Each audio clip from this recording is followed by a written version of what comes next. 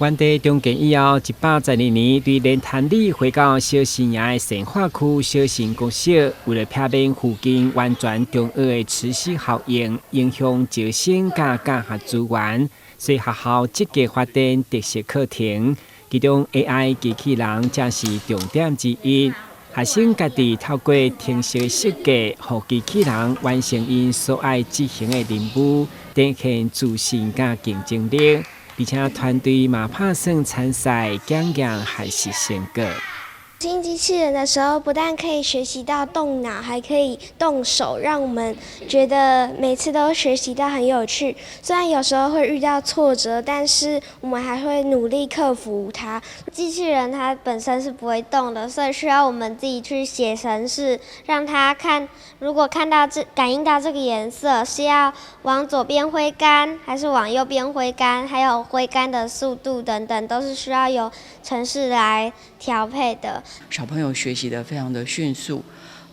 马上就达到我们预期的目标。但是呢，希望能够再进一步的就是让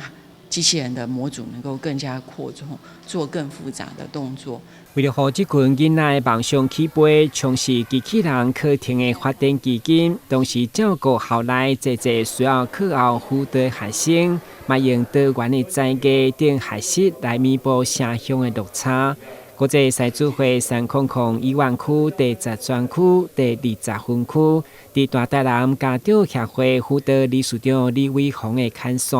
担起如意赛主会号召之下，要关注学校18万的相关学习资源。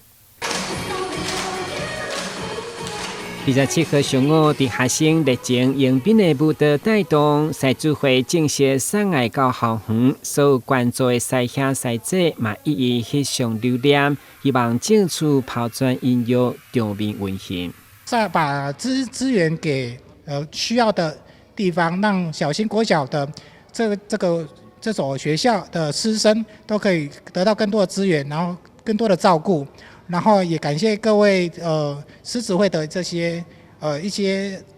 LCIF 的一些补助资金，然后来帮助这些学校。对于特殊需求孩子或是一般家庭孩子，他的课后照顾的需求，或是我们会发展 AI 机器人课程，我们的经费比较不足。那感谢国际师职会大力给予协助。为何全校学生拢知影通感恩，以后有能力嘛像赛主会所有赛兄赛姐同款回馈社会。校长组织全校83位学生拢来观礼，场面盛大热闹。台南新闻军集采访报道。